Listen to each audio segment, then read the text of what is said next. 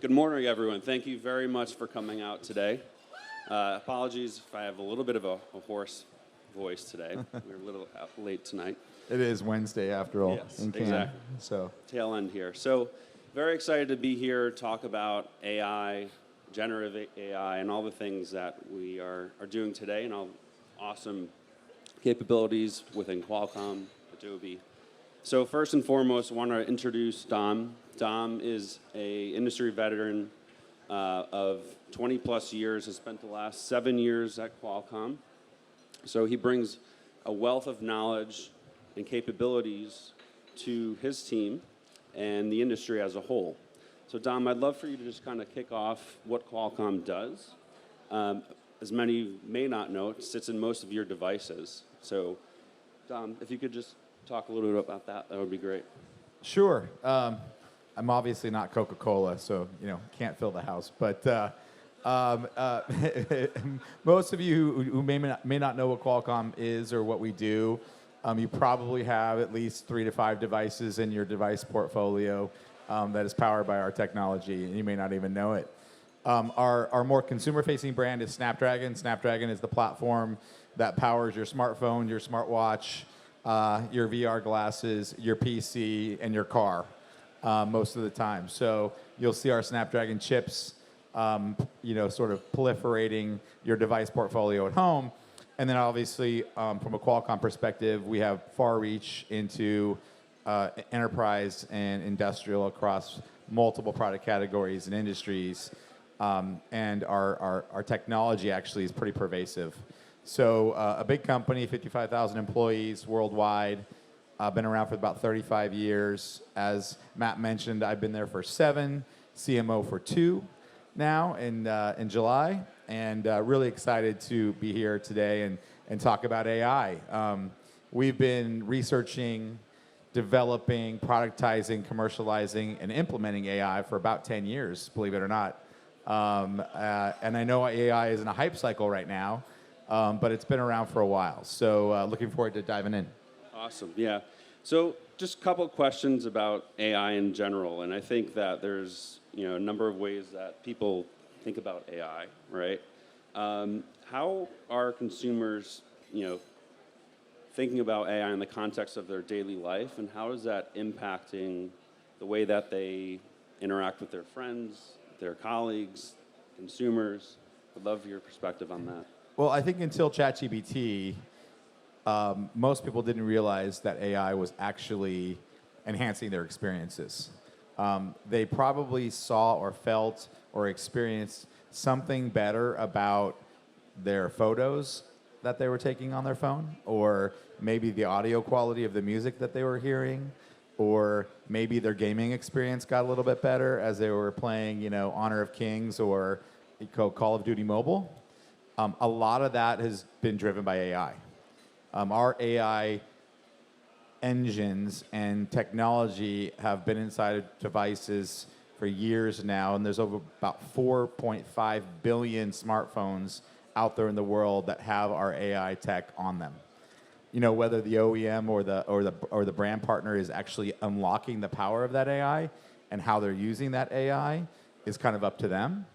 But it's out there, and if you followed the Samsung moonshot that went viral on social, and how everyone was like, wow, look at that amazing shot of the moon taken by the Samsung Galaxy S23 Ultra. How could that camera take that great shot of the moon? Well, it was the amazing camera on the Samsung phone. But what you didn't know, or what came out later, was that it was AI that filled in the blanks and made the moon look like the moon. And that's our AI technology. So AI has been around for a long time. It's been enhancing your user experiences in the background. You may not have realized it. And then enter ChatGPT and large language models. And then enter the hype cycle and the excitement, the novelty, the fear that generative AI is evoking. And here we are now talking about it almost constantly across multiple speakerships here. I don't know if any of you had a chance to attend Jensen's speech yesterday. Jensen's the CEO of NVIDIA. OpenAI went right after him. So a lot of conversation here at Cannes Lion around AI. we have a unique perspective, and hopefully I'm here to humanize it a little bit more, and then tell you a little bit about, excuse me, how I'm, as a CMO, how I'm using it, with my marketing team. So I'd love to get into that as well. Yeah, so there's obviously consumer applications from a B2C perspective and business applications B2B. How do you differentiate and kind of attack those different markets with the way that you guys are developing your products and actually marketing to those consumers? Sure. Well, the great thing about AI is that it kind of lives across the spectrum of, in kind of hardware and software, and then obviously out into the cloud. And you need a couple of things for it to be sort of ultimately useful, right? You need that pervasive connectivity so that you can move the computational algorithms back and forth. And then you also need the high performance, low power compute capabilities, on the hardware, and you need the software to sort of translate and help develop the parameters. And then obviously, with some things, you need the cloud and the data center to be able to actually process and then deliver back a result. But it's sort of a spectrum of on-device, edge, and then cloud that really is going to make sort of AI scale. It's not just about one company or just about one place in the ecosystem. It's really about multiple places and a spectrum of technology that's going to be required for it to scale. So we look at it from the perspective of specifically to generative AI and the hype around it and the fear around it as yes, it's something that's novel, the most downloaded application ever, ChatGPT. But in order for it to ultimately scale, right, it's going to have to take advantage of all the technology and computational power that's living between your device and the cloud. I don't know if you know this, but each generative AI query costs about 7 to 10 times more to a data center provider than a Google search. So the economic model to a Microsoft Azure or to an AWS or to a Google Cloud doesn't necessarily work at scale in the current environment, in the current data center environment. Also, on top of that, the power required for that, it's kind of like the crypto problem, right? The data center's power consumption spikes immensely with those queries. So from a sustainability perspective and a power grid perspective, it's not sustainable. Right. So economically, it's not sustainable, and power, it's not sustainable just to do everything in the cloud. So enter us and our chips and our technology, and the fact that already we can produce on-device ChatGPT-like functionality with over 1.5 billion parameters without any connectivity to anything. So just the fact that the makeup of our chips and our platforms can handle that much computational power without having to tap into the power grid, without having to go to the data center at a very low latency, very fast sort of time frame, is going to fill in those blanks and some of those challenges with generative AI in order for it to scale. And that's just a technology sort of fact. We can talk about the non-technology part of this, which is it useful? Is it scary? And what ultimately does it mean for everybody next? But I'm just kind of giving an overview of how the technology works. And we're excited about the fact that we can deliver large language models in a very unique and compelling way, and we can solve some of these challenges. Well, as we all think about security and, and privacy, right, I think that as we get deeper and deeper into questioning AI and using it as a daily service, that security and privacy becomes more important. I'd be curious to understand how Qualcomm is envisioning that and how that becomes part of the framework of AI in our daily lives. Well, if you look at it as hybrid, right? If you look at it that a lot of things are going to happen on device, and then a lot of things have to happen in the cloud. The great thing about on-device AI or AI at the edge is that you own the IP. It doesn't have to leave your device.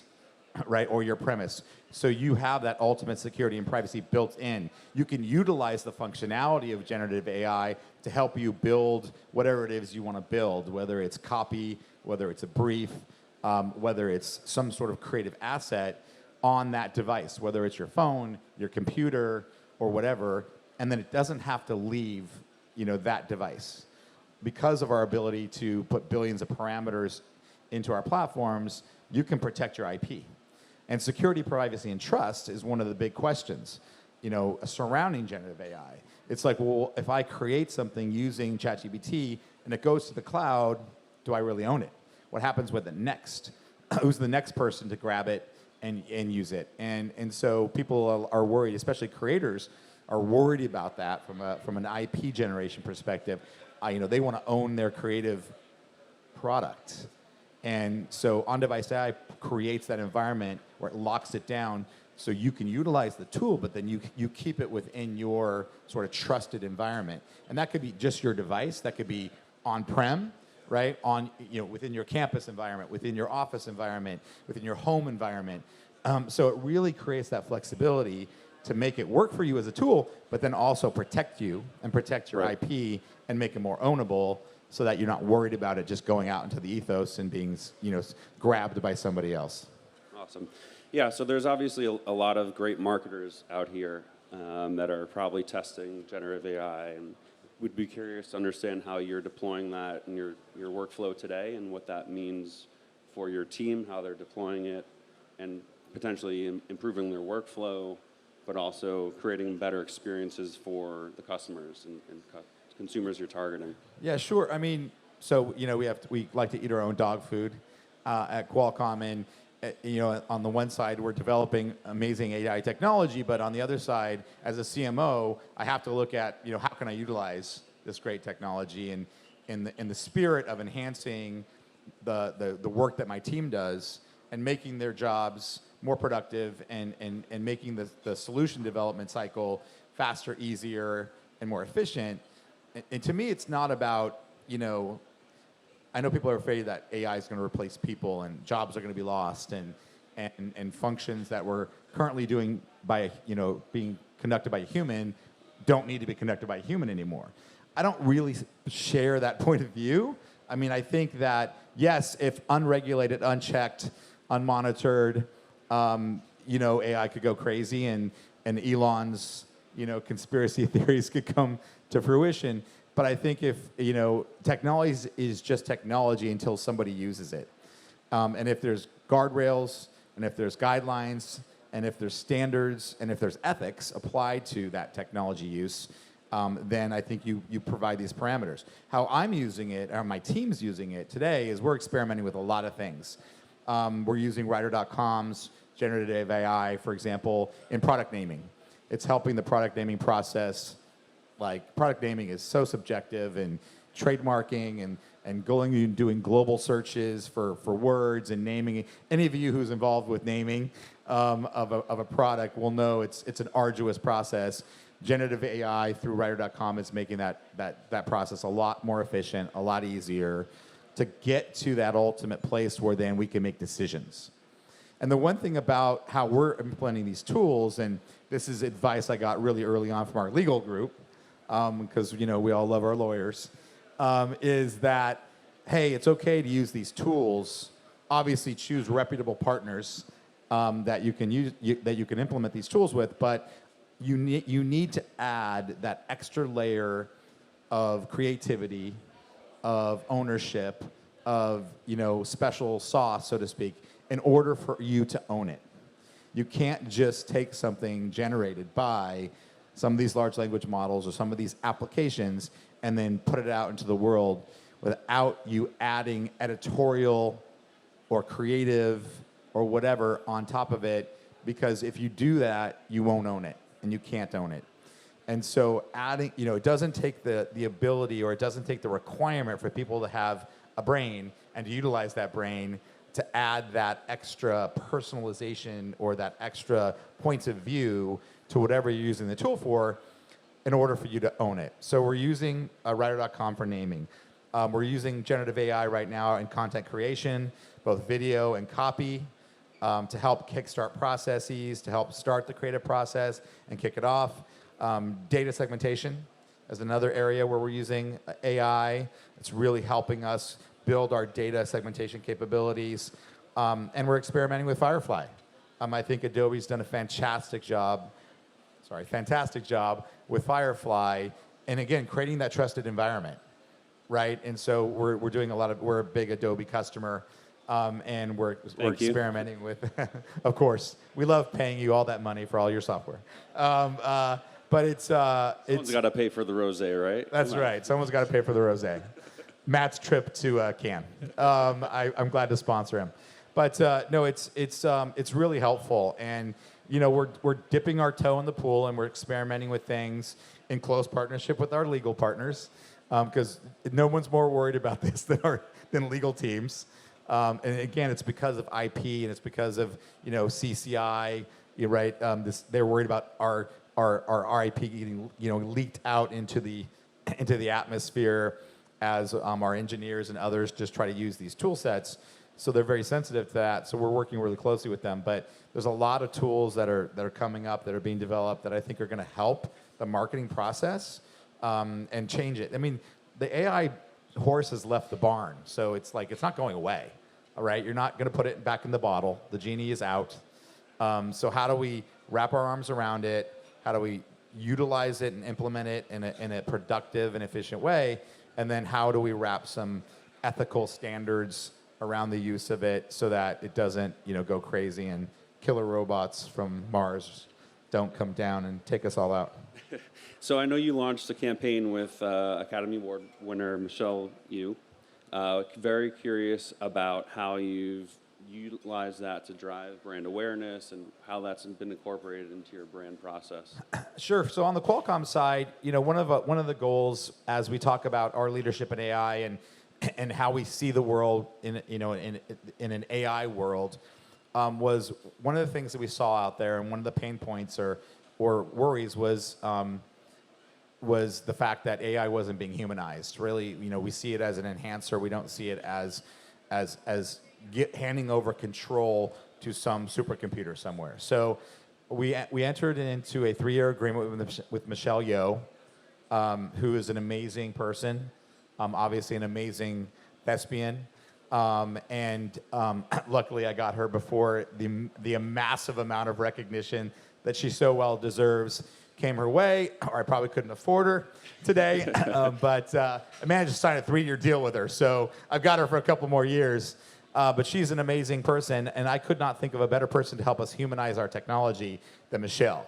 So we launched a campaign called Edge of Possible about 4 months ago, and it's really it's 2 objectives of the brief. One was communicate to business decision makers. So this is a B2B kind of more enterprise-focused campaign.